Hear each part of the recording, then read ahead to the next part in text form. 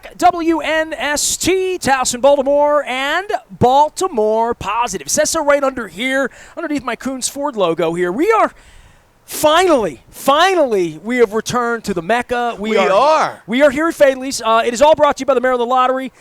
You know, we're going to do a Maryland crab cake tour, and we're going to let ourselves play. And we've had these masks on. I want to give big appreciation to Roz and everybody, John, Carol, everybody at the Maryland Lottery for giving me a mask. I let ourselves play. We're going to be with our mayor, Brandon Scott, at Coco's next week. We're going to be at Nick's Grandstand on Friday. We're going to be coming to the Ville and the Beaumont. We're going to be up in Harford County on Black Friday at Conrad's. But this is the Mecca. I've lived downtown for 2 decades. When people come in, they say, where do I go for a crab cake downtown? I'm like, you just walk over there, Utah, Packer, you walk into the world-famous Lexington Market. Only been here since 1782. Yeah, been here only a while. Since 70. I see the sign right here, 1782. And we're at Faidley's, and we love it here, and we're going to have Damie on in a little bit. We're doing the Recon. We're doing the Recon on site. On site, as you said, in the Mecca. It doesn't get any more. I mean, I love looking. We're looking at the neon sign, Faidley Seafood. One of the iconic businesses in Baltimore City. Just an incredible operation. Bill and Nancy Hahn. We're here early in the morning because Bill and Nancy Devine. I'm sorry, Damie Hahn. If we came in at lunchtime, it gets a little crowded. So what we tried to do, obviously for social distancing and having some space, we're going to have some great guests here this week. We had great guests last week. The Crab Cake Tours brought people like David Marks telling me stories about you when your ears must have been burning last week. We were at Silver Spring Mining Company. David Marks and myself were proof that Republicans and Democrats at the local government level can put aside. I got to hit a note to Barry Glassman because I'm coming back up to Harford County on Black Friday. We're going to be at Conrad's.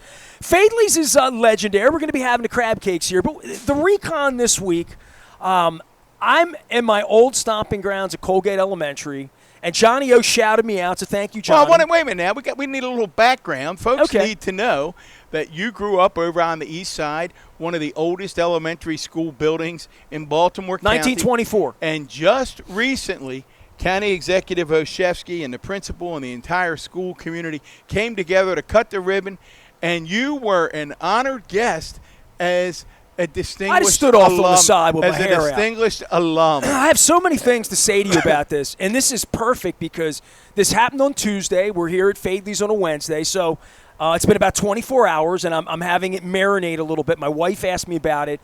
It was kind of a magical experience in a lot of ways, not just because of the neighborhood and where I parked by the old Ryder store and thinking about getting red cream soda out of the suburban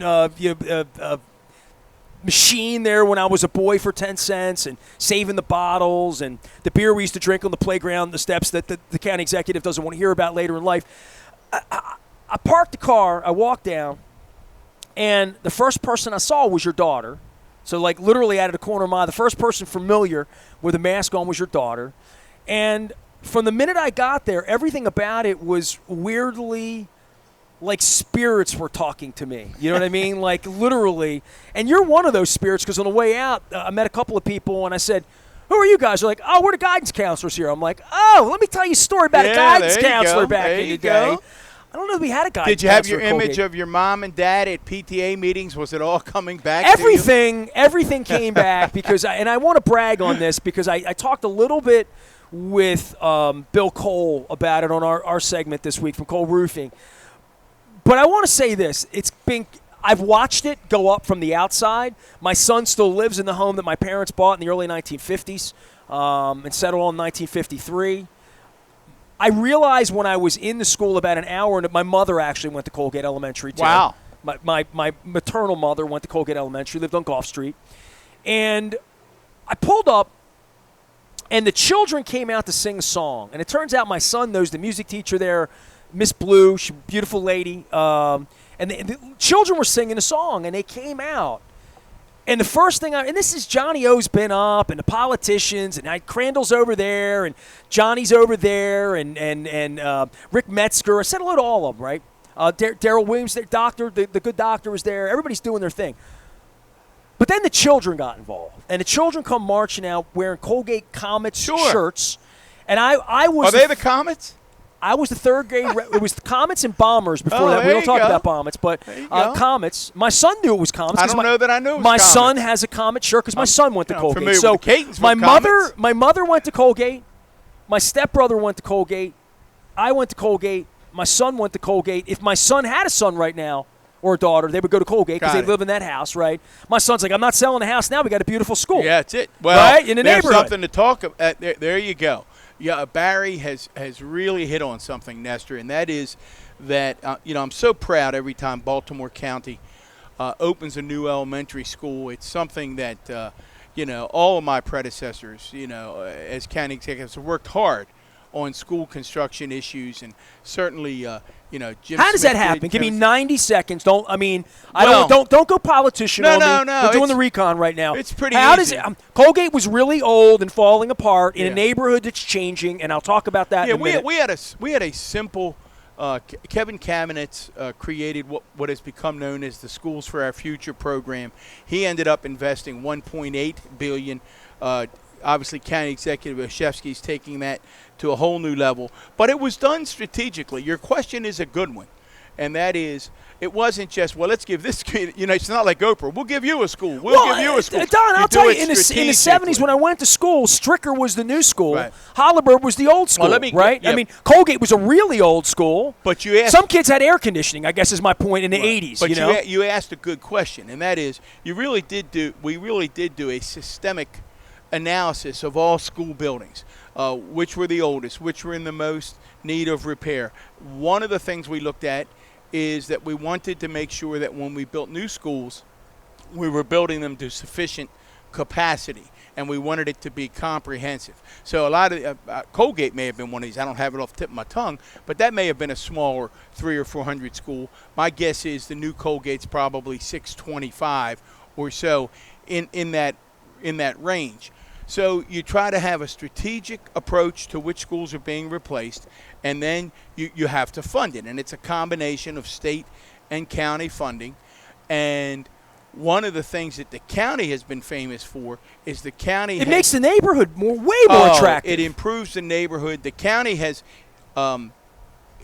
always been willing to put up its share of the funds. It's always a little bit harder, and we've had a very supportive delegation to make sure that the state also puts up their portion, because the state has 24 subdivisions that they're looking toward.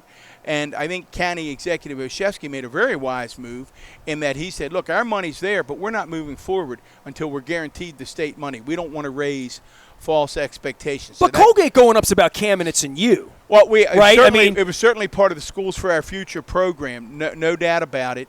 And as you said, what your son said, well, we won't move now. That's the key, is that, and this will get into you our raise discussion. a family in the neighborhood. You raise a family in the neighborhood. This is American stuff, right? Quality, Literally. and public schools. I mean, you asked me, that I've had grandchildren all over the place. I have grandchildren in public school, I have grandchildren in private school. Both my son and daughter went all the way through the public school system. Obviously, my family, my wife and I, and sister-in-law, public school employees for many, many years. So we're committed to public schools, and that's the one thing. Regardless of the success, and Maryland is famous for its successful private schools. It's public and it's private and it's Catholic schools. And there's it's always that old joke. I told you the story about going out to McDonough when I was in 6th grade. Miss Johnson wanted me to go to McDonough. I never. It's beautiful. I don't know if I remember that story. Oh my Beautiful God! I'll never campus. forget that. I'll never forget. It prepared me for when I read Catcher in the Rye a few years later with Miss Monday at Dundalk High with you. In what way?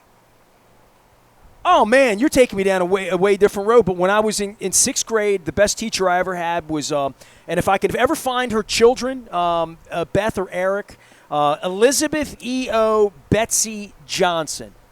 A taskmaster of a woman, the wicked witch to a lot of parents because she held people responsible. She was, if you were the principal there, I think you probably would have battled with her about the way she was completely eccentric, plants all over the room, taught us how to say thank you and you're welcome as we held the door open in a dozen different languages. So when you held it, so she was very into culture. very liberal in her views, very current events oriented. She made us all subscribe to the Baltimore Sun in 6th grade, and we spent Friday every week doing current events. And this is in 1979. Yeah. So we're talking about 3 Mile Well, it doesn't Island. sound like We're I'd have talking been about battling with Anwar Sadat and Menachem Begin. Sure. We're talking about Jimmy Carter. We're talking about Ronald Reagan. Things that I learned in 1979 in room 210. You know how I remember it was 210? Her cat's name was Tootin. 210. That was her room now. So this is 1970. She affected me greatly. No offense to you or Miss Monday or Don Leifert. I would call her Carolyn Howe. I got teachers. You start talking about teachers, they're the most. But Betsy Johnson thought that I belonged in private school because I was in a broken family. I had a Hispanic father, alcoholism in my family. She got me to take the Iowa test because I was a 99 percentile. I still have I was a 99 percentile Iowa test kid. That's how I skipped a grade. That's how you found me a year early. So I went out to McDonough on a Saturday morning. My parents drove me out there. My grandfather lived on Meadow Heights Road right next to McDonough. So I had been driving out there for holidays all my life. So I knew how far it was every day to get on the bus. I'm 10 years old. And I went out, took the Iowa test. I'm very familiar with, you fill in the box, ABC, number 2 pencil. They made you do the Iowa test in like half the time to see like how good you were. It was like, I think I'm good at Jeopardy till I went and did Jeopardy. Right, you played Ken Jennings. You're right, exactly. And I went out there, and I never heard another word about anything or like whether my parents got involved. I mean, at this point, my Venezuelan father's trying to steal me and take me to Venezuela. Like, crazy stuff's happened. John Coulihan got involved at that point on behalf of our late, great friend Ted. But I went out there that day, and it wasn't for me. Right. Well, and my parents wanted me to go to Mount Carmel, Curly. Sure. I had that option. My parents were like, they would have spent the money if I would have wanted to go to Curly. I had no interest in going to Curly. There was all of the race baiting going on in 1979-80. I'm sure you're aware of this at Dundalk High with Kenwood and Dundalk and where your children would go to school and whether there would be children of color. And I guess this brings me back to you finish up on the Colgate funding. Are you done with that? Because I want to bring us back to your daughter. Yeah, well, again, the funding point that I'm making is that I think your son really nails it when he says this is a stabilizer for a community. And you had asked me, to talk now that I am getting to see the private school thing sort of up close and personal as well. The one thing we can never lose sight of, as I said just a couple of minutes ago, is that the only way this nation thrives and is successful and reaches its full potential is through investment in its public schools. We'll never be able to do it through charter schools and private schools. That's a different subset, and it provides choice. You can move Chip and Buffy to Amherst, that's fine, but the rank and file, this country. Well, there are even more and more. Listen, I would say in terms of the private schools. I'm a product of public schools, so I'm a public school advocate. That I'm familiar with. Private schools are increasingly diverse as well. But the point being, you'll never be able to take care of the masses that you need to take care of and educate through private schools. And I always say that if there's a difference, the difference isn't the teachers, and the fact that, I was around phenomenal teachers my entire life. How many years were you in a school? How many years were you in a school? Look at Damie bringing out. How many years were you in a school? In a school? Yes. Goodness, thank you. I don't want to spit on the food. Here, put the food over here for a minute. How many years was I in a school? We're going to bring Damie Hahn around here in just a minute or two. I was in and out of schools for 30 years. I mean, off and on, even as central office administrator. Thousands of teachers. Thousands of teachers. Great teachers. Enough. Great teachers. Teachers making. For people that don't know you as a teacher, they look at you as a politician or the guy with Kevin or the guy with Jim. I know you as doing nothing but being education. So when I go to a school and I realize Kevin's gone, you're here, your daughter's here, Johnny O's here, and I look up at these orange bricks and this beautiful thing, this Camden Yards that's been built in my neighborhood. Right.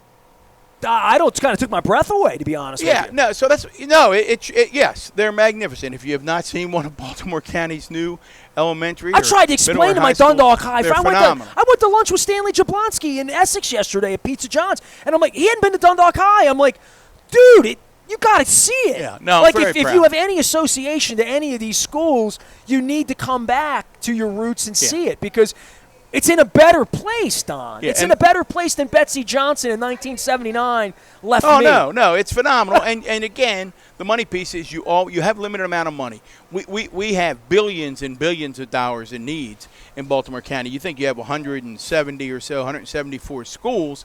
I can remember we used to use this statistic all of the time. Nestor Kevin Kamenich used to say that 80% of our schools in Baltimore County during the Kamenich administration were more than 40 years old. Well, we'd build new schools and renovate, and that number wasn't getting better because other schools were turning 40. So when you have that many schools built to accommodate baby boomers and their children, you have ongoing needs, and you have to prioritize. Sometimes that means a high-quality renovation. Sometimes it needs a new school. But let me make the one point, going back again, your question about private versus public. The one thing that jumps at me, and it's not something that we can address in public school, quite honestly, so we've got to figure out how to fill in these gaps other ways. The thing that jumps at me is the class size. It appears to me that in the elite private schools in the area, class size is anywhere from 12, 13, 14 students in a class. That's significant and a big difference from someone sitting in a class of 28 or 30. And one of the things, I've had this discussion many, many times over the years. The problem with reducing class size, which you'll get into that debate over and over again with public school advocates, is that they'll say, well, if you reduce class size, it improves student achievement. The answer to that is yes, but there's a big but. It's not if you reduce class size from 30 or 31 to 27 or 28 or 24 or 25. In order to have the significant impact on student achievement, you have to have these major reductions of, for example, 28 down to 14 or 15. Then anybody, you don't have to be an educator. Certainly in the elementary school. You don't have to be an educator to understand why that makes a difference, and you don't have to be an educator. If you've ever watched 7-year-old children, you probably would, for an hour, you'd know that. And even middle or high school, and you don't have to be an educator to understand, my goodness, that teacher will have more time to focus on the individual needs of each and every student. Now, we're never going to be able to do that anywhere in the nation because it would truly be cost prohibitive. There's no way to fund it. So therefore, we have to look at other, and great schools do this, and great school systems do this.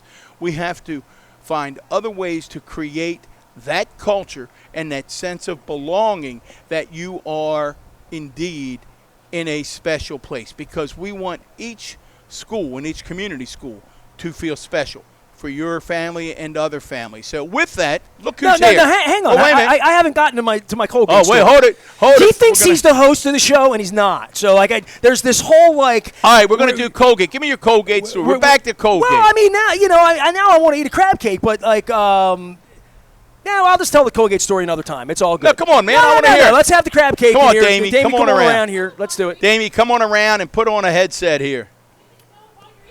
That's right. Well, this is the Show world what famous. we got here. This is the world famous Faidley's crab cake. Damie's here, and I tell you what, for us, it's been too long since we've been here.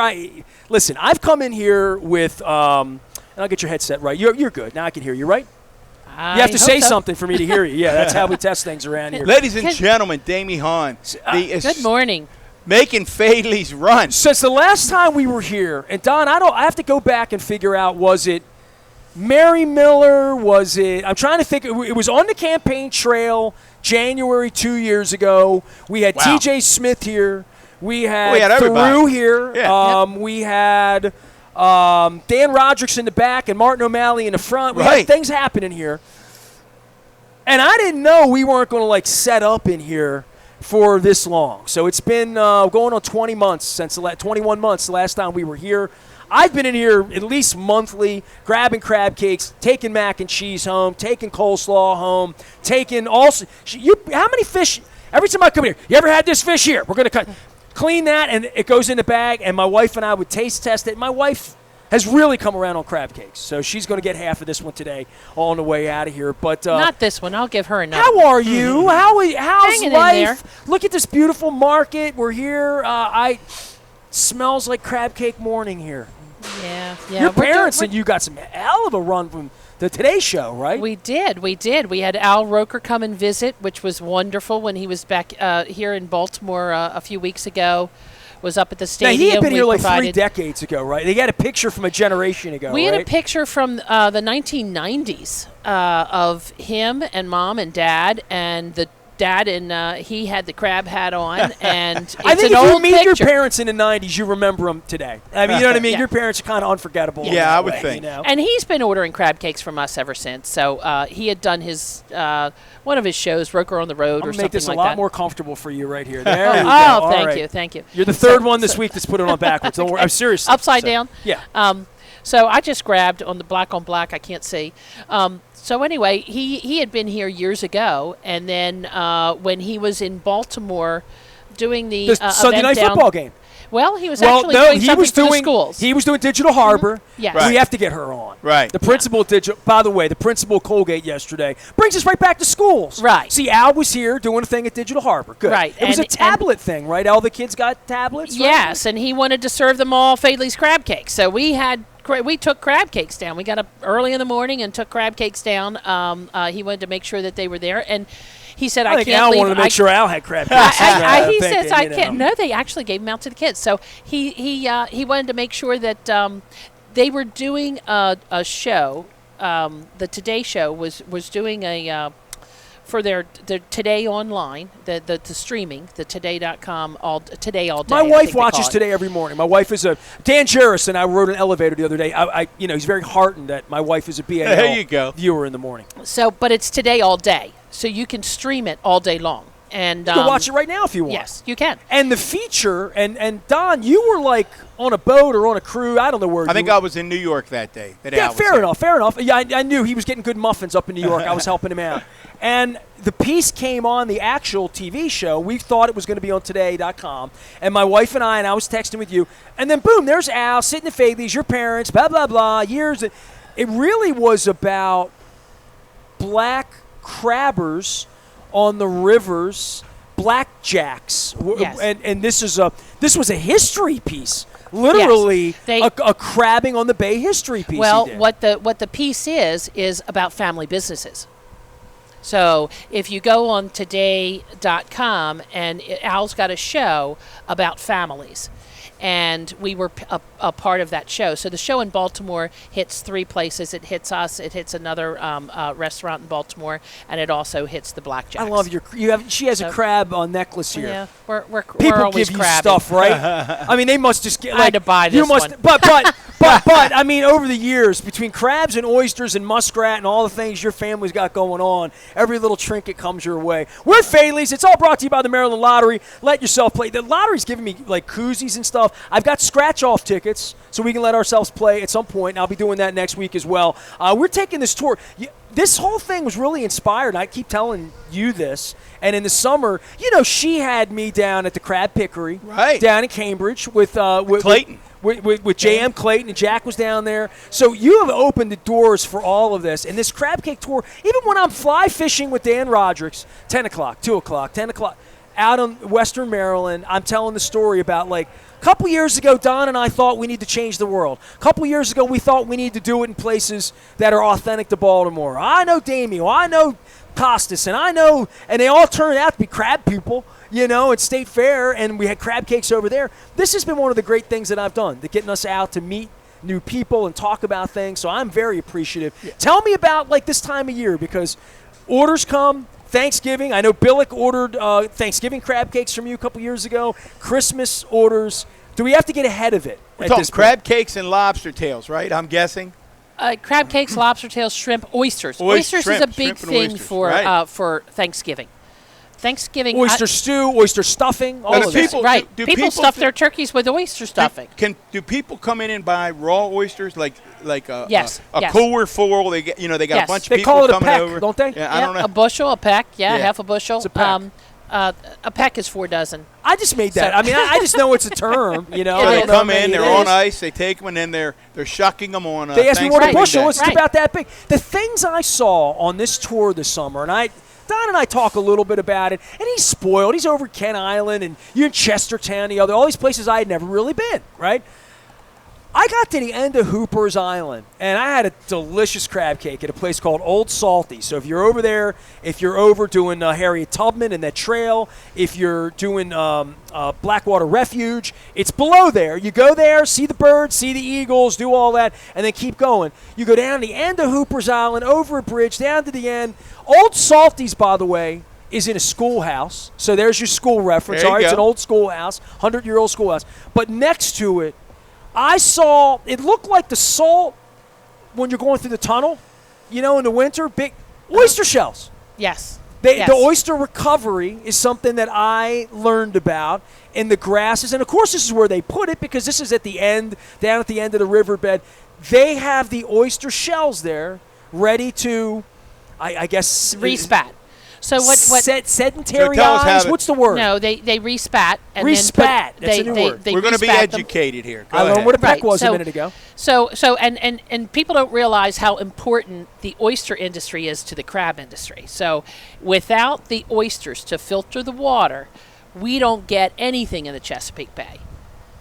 The oysters are the Chesapeake Bay's filter. They're the seeds that make the crabs. They're the filter that cleans Cleans the water enough. in order for the grasses to grow and for the whole Nature's ecosystem something, to isn't work. it? It is amazing. Nature's incredible. So it's really important. I mean, if you love oysters, you'd really do us all an environmental favor by eating them and recycling the shells. look at that jumbo Well, Damie, up there. Look at that. as Nestor's getting ready to dig into this beautiful Baltimore's best crab cake, tell us a little bit. It continues, to me, it seems, as a small business person, to be a struggle to come out on the other side of the pandemic. Take people behind the curtain a little bit and just tell them how hard it is. Oh, it continues to be very hard. It's very difficult, especially for those of us in the crab and seafood industry, because we're still having a difficult time getting product. The increase in the cost has been astronomical this year. I'm $55 sure you know. a pound when I was down on the shore. coming down at all, On the Damie? shore, $50. So up here in Baltimore or in D.C., you're closer to $70. Is it for a moderating pound. at all, Damie? Is it coming down in price at all? I'll tell Or you not the much? only no. I'll tell you the only thing that Well, it's a picking issue as much as it's a crab issue. it's a processing issue because we couldn't get the visas, and that's still something we're battling. We're still battling that. People need to realize that our government does not deem seafood an essential food source, and it should be. I learned this from Ben Carden, who I sat with at Ocean City. I sat with folks on the Eastern Shore that are involved in your industry and care deeply about your industry, that this is something that we compete in Maryland with the salmon pickeries in Alaska for the people who can process this food. Yes. But the salmon pickeries in Alaska have no cap because they're considered essential. You understand? If Fish they're- is essential, Okay. crab isn't. Think about it. Farming's essential. If we don't have people to farm and pick the So they have unlimited visas? They have unlimited visas because without them, you can't let the food rot in the field. Same thing with seafood, but because it's not farm raised and it's wild, they're not considering it essential, and they should. So the state of Alaska, their senators and congresspeople fought to make their seafood industry essential. That's the only place it's essential. The rest of us, They're an exporter. and yes, they are an Yeah. exporter, and they also part of the reason Well, they can't was eat all the salmon they catch there. They don't have enough people. Well, part of the reason though was also because of roe, and the roe was the caviar, and getting the caviar on an international market to be competitive. So they got taken care of. What we need to do is have Congress take care of the rest of the seafood industry and not cap it. Because we're not competing with them. We're competing with construction workers, landscapers, hospitality groups, carnival workers that are temporary, short-term because seasonal workers. Sure, 90-day workers, right? Or in the case of crab, it's 6 months. So we have a 6-month season, and it's every year it's designated by the Department of Natural Resources, and that's managed by the Department of Natural Resources. So beginning 2-3 weeks from now, you can't catch a crab in the water, right? After December 1st, you're done. December 1st. So, okay. Damien, November just 1st, you're to done. break it down, because I think I'm it's looking such, at this. I haven't had breakfast. it I'm is looking at such, this it crab is cake. such, It's killing me in It here. is such an important They're issue. good for breakfast. I want our listeners to understand it. Is the issue, because they've heard about it tangentially, is the issue for the crab pickers that they've limited the amount of visas that are issued for people allowed to come? And I'm assuming, Yes. Is that correct? Yes, and then it's a limit. Okay, it's a limit. There's a cap on the program. Right. The program is called H-2B. Right. We fall under the category of H-2B. H-2B visa. H-2B visa, and that cap is $66,000 for the nation. Ben Cardin explained all this to me, Okay. Don. Okay. Literally. So 66,000 for the whole country. Okay. So except for salmon, they don't have a cap. Right. So whatever the salmon fishery needs for their season to get their season done, they get them. Crabbers, we have to compete. And crab that's Texas, processing- North Carolina, that's Florida, everywhere, right? Yep. Or shrimp processing, same thing. Louisiana, oyster processing, same thing. Crawfish, same thing. So yes. once it gets 66,000, it's cut off. It's cut off, and they're competing. Who makes these numbers They're up? competing with the other industries, like I said, landscaping, construction, hospitality, Because and it's under the heading seasonal workers. seasonal workers. Right. And what happens is everybody puts in their request, and because the demand is higher than the available 66,000, they need, everybody wants a whole lot more, especially the construction workers and Well, Jack told me he never, year year to year, never knows how many he's going to get and how. Correct, because it's a lottery. It's a lottery. So if you have 66,000 and you have requests for 120,000, everybody's got a lottery. Right. And you're giving them out by lottery. The problem with the crab processing is 1 year they could get all 40, that somebody like Jack could ask for 40 and get all 40, and the next year he gets 4. So how do you run your company? And there's only a few Well, you don't know how many processors crabs left. are coming out of the water either. Let's start with that, too. Yes, but they need at least 40 to pick what they know they're going to get. I've been in the house there watching it happen. It's an amazing thing. If you haven't Yeah. been out to our YouTube, by the way, speaking of lotteries, it's presented by the Maryland Lottery. Let yourself play. It is the Maryland Crab Cake Tour. And the Maryland Crab Cake Tour would not be a crab cake tour if we were not at Faidley's today with Amy Hahn, of course, former Baltimore County Executive Don Moeller here, and talking about crabbing issues. And I want to take advantage of Damie, because Damie, there's another issue that drives me absolutely insane, along with the visas for the temporary workers. I know we were talking about this issue 2 years ago, and the fact that it's still an issue makes my head explode. So I hope our listeners pay attention. I hope you'll figure out a way to get involved and communicate with your appropriate government officials. But I want to make sure that I'm not misstating this. So if I'm someone who's on food assistance, food stamps, SNAP program, I can walk into Wise Markets today or Giant, or you pick Royal Farms. Royal Farms. and buy Yeah.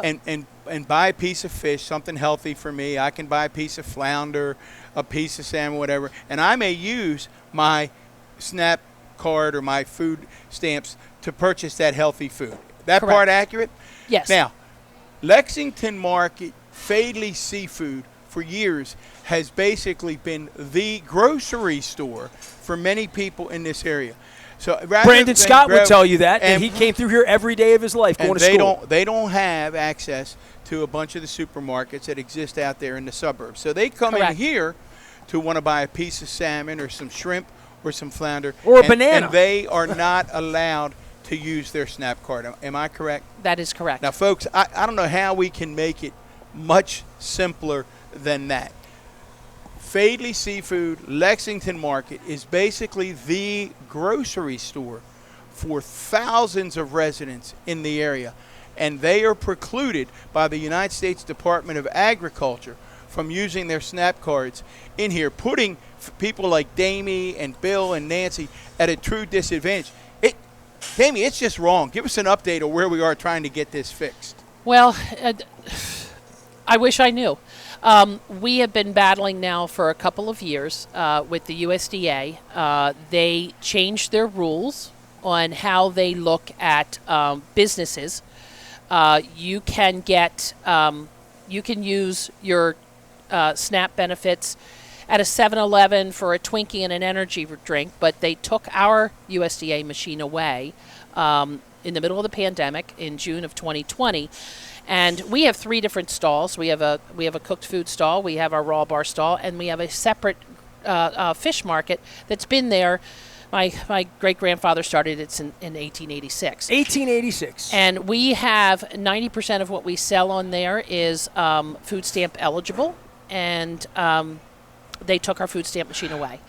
And they cited some new rules that they put into effect that we were under the same roof as New our rules cooked for a food. 150-year-old business. I promise you that this is one of the many topics we will be discussing with our next guest, who's just walked into the world-famous Faidley's. That's former gubernatorial candidate Ben Jealous, president of People for the American Way. You can have a crab cake, you just can't have this one. No, he can't. He can't. We're going to talk about why he can't. It's Davey Hahn is here. I tell you what, we'll wrap on this. I will tell you my Colgate story. Give you for next week's Recon. All right. We'll do Colgate right. next week. We're going to follow this USDA story. We're Good, going to good. talk to Ben about it. We're going to continue to reach out to our Congress people. I am confident that when we tell Mr. Jealous what's going on and people's inability to use their SNAP cards to come in and buy a fresh piece of fish, I know him pretty well. I think his head will explode much in the way that mine will. So, Damie, thanks as always. Oh, you're welcome. I'm Thank still you. elbow bumping. I'm not hugging a lot of We people. need to so get just you elbow open in bumping. Catonsville so I Yep, can come up the know. street. We're plugging away ever Okay. so slowly. My elbow means love. Your mom's here some Saturdays, right? She's here Friday and Saturday. Come Yes. down and see Yep. Miss Come down and see Nancy. Mom. She'll make you fresh when we've got the Crab Absolutely. Cake Tour. It's the Maryland Crab Cake Tour. It's all presented by our friends at the Maryland Lottery. We're letting ourselves play, and I've got my cup out. We're going to be Friday at Nick's Grandstand Grill in Timonium. I'm crab cake. I didn't have a crab cake the whole month of October because I was on my back. Well, So it's I'm oyster double dipping season. here. That's right. I'm telling It's you. oyster season. We got to Let's change go. up and There do the you go. oysters. I'm telling you, you got to I don't know teach the people about Rockefellers, the. but I'd love to know them. So I will make you anything oyster. And let me tell you something, Oyster Recovery Partnership, they're doing a great job around the state.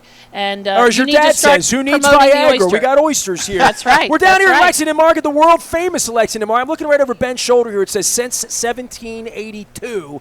We've been doing it down here, and certainly my 30th anniversary coming up next month. I'll be beginning the celebration with Don over in the Ville on December the 9th. We're going to be at Costas next month. We're going to be at Pappas next month. We are at Coco's next Wednesday with Brandon Scott. That's an afternoon special. And then on Friday, Black Friday, we're going to be in Abingdon at Conrad's Crabs and having a Conrad crab cake. So you have inspired me, and there is nothing like this. No one makes it like you do. All right, No. man. No one No. tried Dig to in. even steal. Nope.